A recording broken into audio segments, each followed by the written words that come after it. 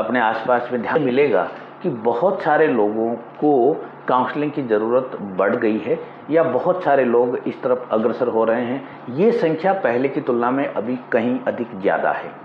और ये सच भी है कि जब हमारे पास कोई बड़ी प्रॉब्लम आए उससे पहले हम समाधान निकाल। समस्याओं के दौर में जब समस्या एक छोटे लेवल पे है या कहें कि एक हार्ड कॉपी नहीं बनी है, यानी कि हमारे दिमाग के अंदर ही है और उसने भयंकर कोई रूप नहीं लिया है, तो अगर वहीं पे समाधान हो जाए तो बड़ी अच्छी बात है।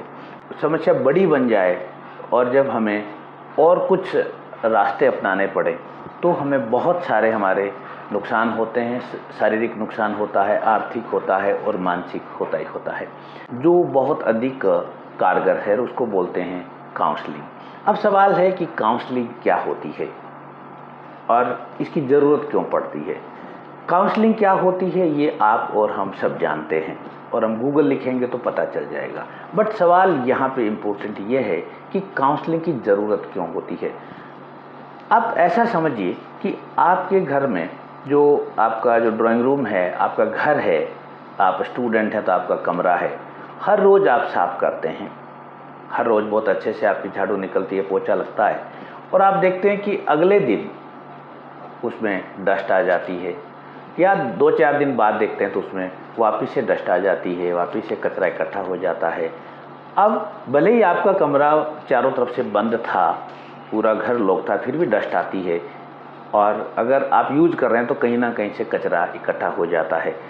अगर हम बड़े हैं और हमारे घर में छोटे बच्चे हैं तो उनके द्वारा कचरा हो जाता है। यानी कि यहाँ 2 चीज़ें हैं। एक तो है कि ये जो वक्त है, यानी कि हमारे चारों तरफ का जो एटमॉस्फेयर वहाँ से फिल्टर होके, जैसे मिट्टी हमारे दरवाज़ों के बीच में जो छोटी छोटी सुराख से निकल के हमारे घर में आती है, उसी प्रकार से हमारे पास बहुत सारे स्ट्रेस और बहुत सारी चिंताएँ और बहुत सारी वरीड हमारे अंदर आ जाती है, यानी कि हमारे घर के अंदर, यानी कि हमारे सबकॉन्शियस में आ जाती है। और या फिर जिस तरह से हमारे घर के मेंबर ही कचरा फैला देते हैं, वैसे हमारे अंदर के, यानी कि हमारे जो कुछ पैटर्न्स हैं, हर व्यक्ति के अपने पैटर्न्स हैं और वो पैटर्न्स इस तरह से होते हैं कि उनसे हर रोज़ कचरा फैलता रहता है। और अगर वक्त पे सफाई नहीं करें तो हमारी ज़िंदगी क्या हो जाती है कि आप और हम सब मालूम है।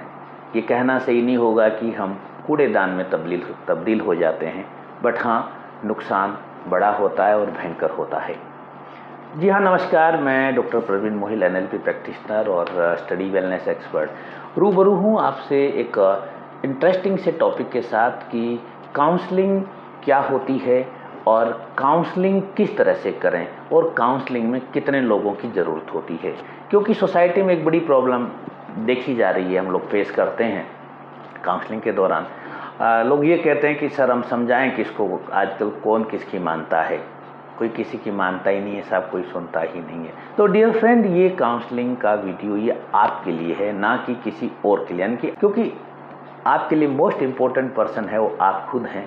अगर हम होंगे, अगर हम जिंदा रहेंगे, हम हेल्थी रहेंगे, हम रिच होंगे, हम सब कुछ होंगे तो हम बहुत कुछ कर पाएंगे। अगर हम ही बेड रेस्ट में हैं, बेड रिडन हैं, तो हम कुछ भी नहीं कर पाएंगे किसी के लिए भी। वीडियो में 2 पार्ट में ले रहा हूँ।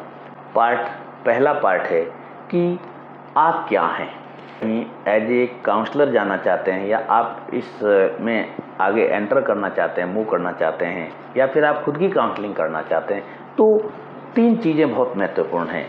कितनी चीज़ कि आपको सुनना तो पड़ेगा, यानी कि किसका, आपको खुद का सुनना पड़ेगा कि खुद के अंदर क्या बम्बार्डमेंट चल रहे हैं।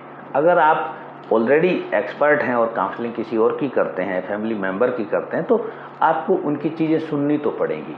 क्यों सुननी पड़ेंगी? क्योंकि उनके पास कई सारे डर हैं, कई प्रकार का अकेलापन है, कई प्रकार की परेशानियां हैं।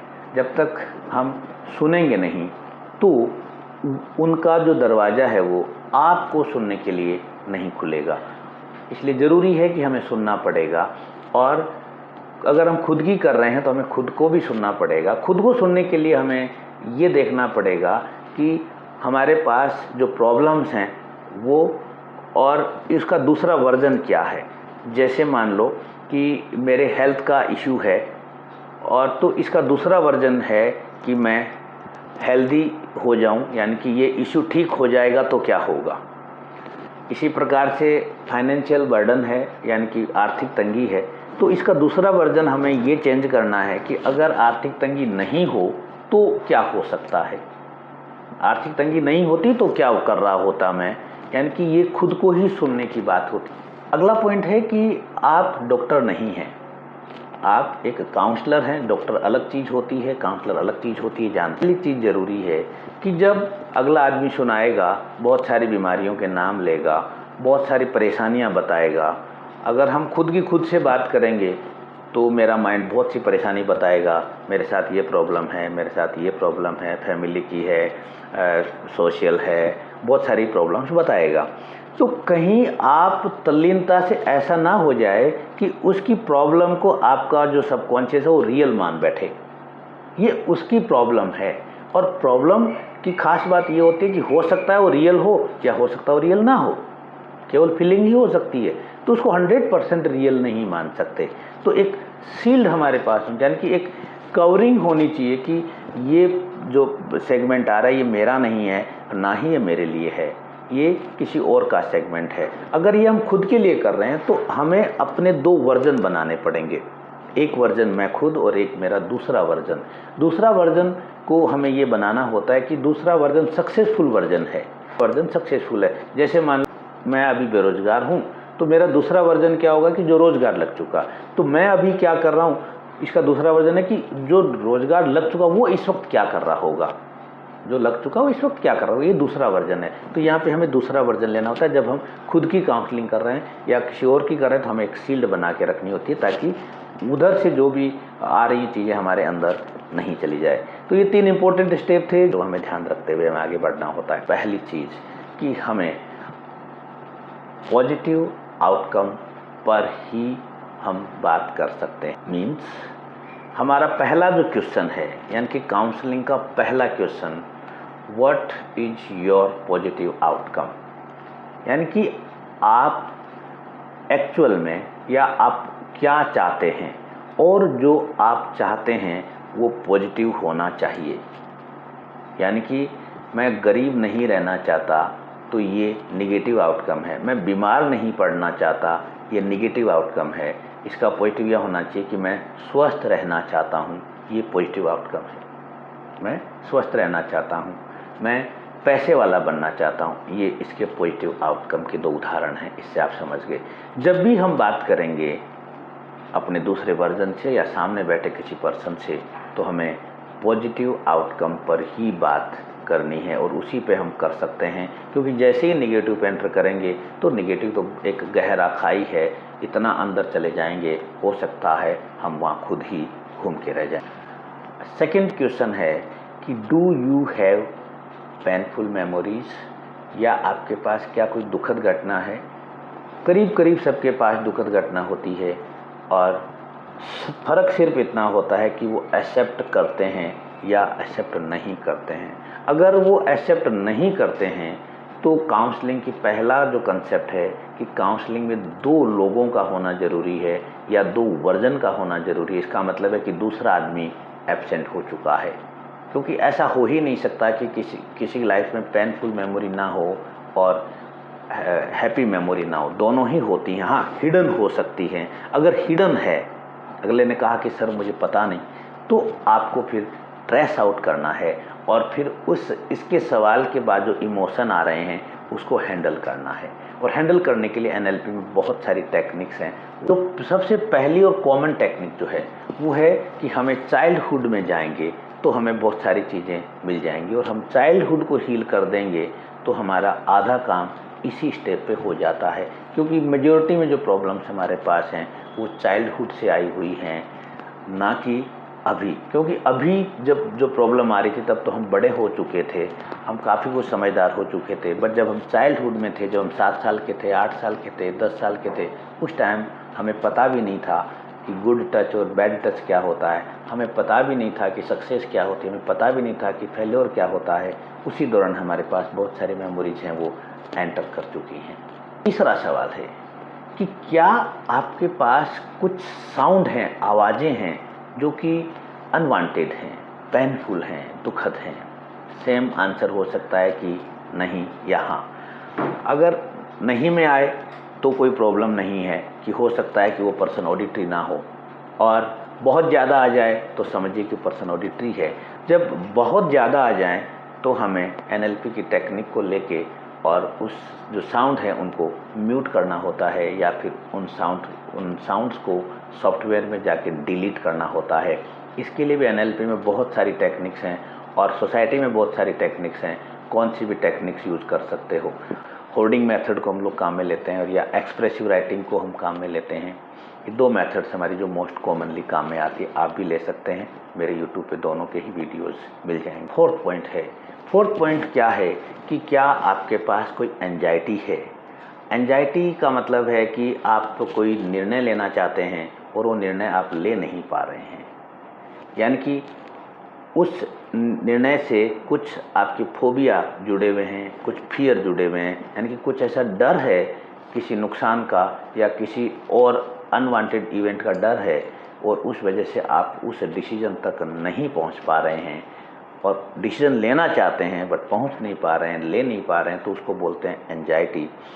इस एंजाइटी को हैंडल करने के लिए हमारे सारी टेक्निक्स हैं, बट हम लोग जो काम में लेते हैं वो हम लेते हैं मेटाफोरिक लैंग्वेज को।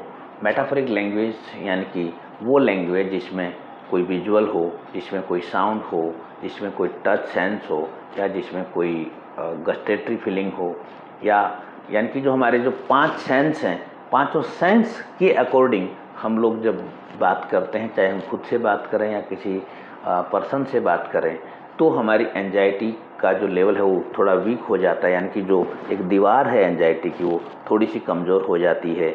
और फिर जैसे ही हम पॉजिटिव आउटकम को लॉन्च करते हैं तो वो दीवार टूट जाती है और आप एक डिसीजन ले लेते हैं हीलिंग की। यानी कि हीलिंग कौन सी हम काम में लें, यानी कि हम लोग मेटाफोरिक हीलिंग को काम में लेते हैं। मेटाफोरिक हीलिंग का सिंपल सा यहाँ मीनिंग है कि सबसे पहले जो आपकी जो बॉडी है वो बॉडी पूरी तरह से रिलैक्स होनी चाहिए, यानी कि पैर के अंगूठे से लेके और हमारे सिर की चोटी तक पूरी बॉडी रिलैक्स होनी चाहिए।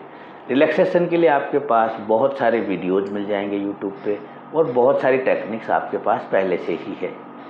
और इसमें आप रिकमेंड करूँगा कि गाइडेड मेडिटेशन को काम में लें। जब हमारी बॉडी रिलैक्स स्टेट में आएगी, जैसे ही बॉडी हमारी रिलैक्स होगी, बॉडी आराम में होगी, फिर हमें अगले स्टेप में माइंड रिलैक्सेशन करना है। यानी कि माइंड रिलैक्सेशन को भी बहुत सारे गाइडेड मेडिटेशन हैं जिसको आप यूज़ कर सकते हैं। जैसे ही माइंड और बॉडी रिलैक्स स्टेट में आएंगे तो हमारा जो कॉन्शियस और सबकॉन्शियस है, यानी कि पूरी बॉडी जो है, यानी कि हमारा जो पूरा जो यूनिट है वो एकदम से एक्टिव हो जाती है, और हम हमारे सामने जो भी प्रॉब्लम्स है, जैसे मैंने पहले कहा कि कुछ फियर्स हैं, कुछ एंजाइटीज़ हैं, कुछ अकेलापन है, उनको हम लोग हैंडल कर लेते हैं और अपनी एक बेहद सुखद ज़िंदगी में एंटर कर सकते हैं, उस सुखद ज़िंदगी को जी सकते हैं।